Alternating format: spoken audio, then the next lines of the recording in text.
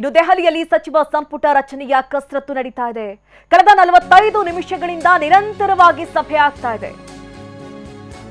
AICC ಅಧ್ಯಕ್ಷ ಮಲ್ಲಿಕಾರ್ಜುನ್ ಖರ್ಗೆ ಅವರ ನಿವಾಸದಲ್ಲಿ ನಡೀತಾ ಇರುವಂತಹ ಸಭೆಯಲ್ಲಿ ಮಲ್ಲಿಕಾರ್ಜುನ್ ಖರ್ಗೆ, ರಾಹುಲ್ ಗಾಂಧಿ, ಕೆಸಿ ವೇಣುಗೋಪಾಲ್, ಸುರ್ಜೇವಾಲಾ, ಸಿದ್ದರಾಮಯ್ಯ, ಡಿಕೆ ಶಿವಕುಮಾರ್ ಸೇರಿದಂತೆ ನಾಯಕರು ಸಭೆಯನ್ನು ನಡೆಸ್ತಾ ಇದ್ದಾರೆ. ಅಂತಿಮ ಪಟ್ಟಿಯನ್ನ ಅಂತಿಮಗೊಳಿಸ್ತಾ ಇದ್ದಾರೆ. ನೋಡಿ, ಫೈನಲ್ ಪಟ್ಟಿ ಯಾರ್ಯಾರ ಹೆಸರಿರುತ್ತೆ.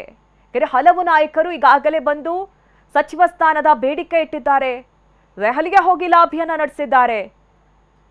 ಹಲವು ಬಾರಿ ಗೆದ್ದಿರುವಂತಹ ನಾಯಕರಾಗಿರಬಹುದು, ಮತ್ತೆ ಪಕ್ಷದಲ್ಲಿ ಸಾಕಷ್ಟು ತಮ್ಮನ್ನ ತೊಡಗಿಸ್ಕೊಂಡಂಥವ್ರು, ಪಕ್ಷ ಸಂಘಟನೆಯಲ್ಲಿರುವಂಥವ್ರು, ಮತ್ತೆ ಸಿದ್ದರಾಮಯ್ಯ ಮತ್ತೆ ಡಿಕೆ ಶಿವಕುಮಾರ್ ಅವರ ಆಪ್ತ ವಲಯದಲ್ಲಿ ಗುರುತಿಸಿಕೊಂಡಂಥವರು, ಈ ಹಿಂದೆ ಸಚಿವರಾಗಿದ್ದಂಥವರು ಹಲವರು ಈಗ ಸಚಿವ ಸ್ಥಾನದ ಬೇಡಿಕೆಯನ್ನ ಇಟ್ಟಿದ್ದಾರೆ. ಈಗಾಗಲೇ ಸಚಿವರಾಗಿದ್ದಂಥವರಿಗೆ ಮತ್ತೆ ಸಚಿವ ಸ್ಥಾನ ಮುಂದುವರಿಯುತ್ತಾ ಇಲ್ವಾ ಅನ್ನುವಂಥ ಟೆನ್ಷನ್.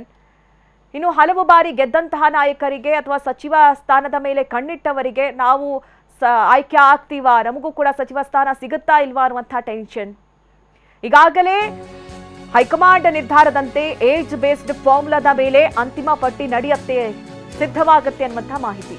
ಇನ್ನು ಖರ್ಗೆ ಭೇಟಿಯಾಗೋದಕ್ಕೆ ಪುಟ್ಟರಂಗ ಶೆಟ್ಟಿ ಅವರು ಕೂಡ ಮುಂದಾಗಿದ್ದಾರೆ. ಖರ್ಗೆ ಭೇಟಿಗೆ ಅವಕಾಶ ಕೊಟ್ಟಿಲ್ಲ ಭದ್ರತಾ ಸಿಬ್ಬಂದಿ. ನಾನು ಶಾಸಕ ಅಂತ ಅಂದ್ರೂ ಕೂಡ ಅಲ್ಲಿನ ಸಿಬ್ಬಂದಿ ಒಳಗಡೆ ಬಿಟ್ಟಿಲ್ಲ ಅನ್ನುವಂಥ ಮಾಹಿತಿ ಸಿಗ್ತಾ ಇದೆ. ನಿವಾಸದ ಒಳಗಡೆಯಿಂದ ಅನುಮತಿ ಬಂದ ಬಳಿಕ ಪುಟ್ಟರಂಗ ಶೆಟ್ಟಿ ಅವರನ್ನ ಒಳಗೆ ಬಿಟ್ಟಿದ್ದಾರೆ ಅನ್ನೋದು ಗೊತ್ತಾಗ್ತಾ ಇದೆ. ನೋಡಿ, ಪುಟ್ಟರಂಗ ಶೆಟ್ಟಿ ಅವರು ಸಾಕಷ್ಟು ದಿನಗಳಿಂದ ಪ್ರಯತ್ನವನ್ನ ಮಾಡ್ತಾ ಇದ್ದಾರೆ. ಅವರಿಗೂ ಕೂಡ ಒಂದು ಸಚಿವ ಸ್ಥಾನ ಸಿಗ್ಲೇಬೇಕು ಅನ್ನುವಂಥ ನಿಟ್ಟಿನ ಪ್ರಯತ್ನಗಳು ಜೋರಾಗಿ ನಡೀತಾ ಇದೆ.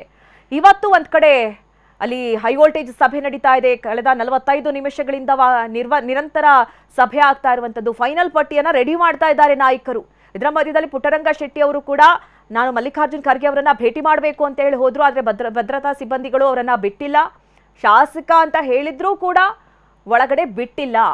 ಅದಾದ ನಂತರದಲ್ಲಿ ಒಳಗಡೆಯಿಂದ ಅವಕಾಶ ಸಿಕ್ಕ ಮೇಲೆ ಅವರು ಒಳಗಡೆ ಪ್ರವೇಶವನ್ನ ಪಡೆದಿದ್ದಾರೆ ಅನ್ನುವಂಥದ್ದು ಗೊತ್ತಾಗ್ತಾ ಇದೆ. ಸಚಿವ ಸ್ಥಾನಕ್ಕಾಗಿ ಬಹಳ ಲಾಭಿ ನಡೆಸ್ತಾ ಇದ್ದಾರೆ ಪುಟ್ಟರಂಗ ಶೆಟ್ಟಿ ಅವರು.